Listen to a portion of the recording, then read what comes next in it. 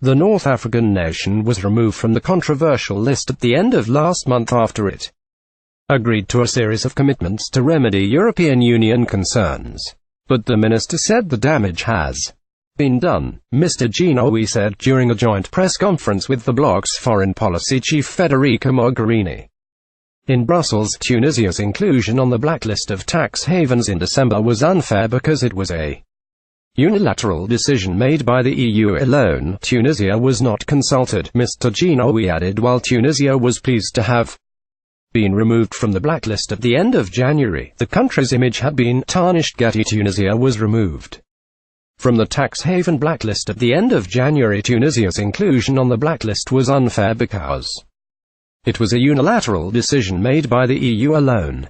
Tunisia was not consulted, surmised Jhinaoui. The Tunisian official also asked EU leaders to open up the markets to Tunisia's olive oil producers, saying that doing so would help support democratic transition and revive the local economy. We want the European Union to send us strong signals to confirm its commitment to Tunisia's democratic transition. The European Union needs to pay more attention to Tunisia, Mr. Jhinaoui said, before calling on the bloc to help Tunisia boost its olive oil exports. We know olive oil is a sensitive issue, but it is an essential product for our country. If Europe wants to help Tunisia, it will open up its markets to Tunisia's olive oil producers. Tunisia is the world's second largest producer of olive oil after Spain. Mrs. Mogherini, for her part, underlined the very strong ties and special friendship between Tunisia and Europe.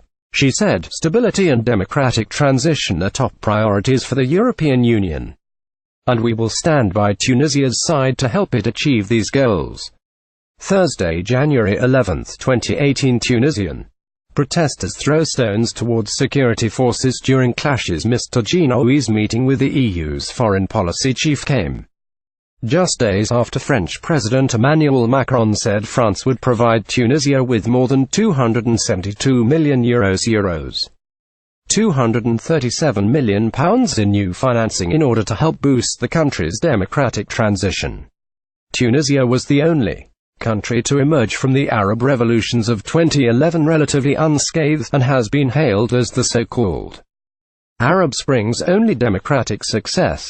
But the country's democratic transition has been slowed by deep economic woes that have sparked unrest, with violent protests erupting nationwide after the government implemented price and tax hikes to cut the deficit last month.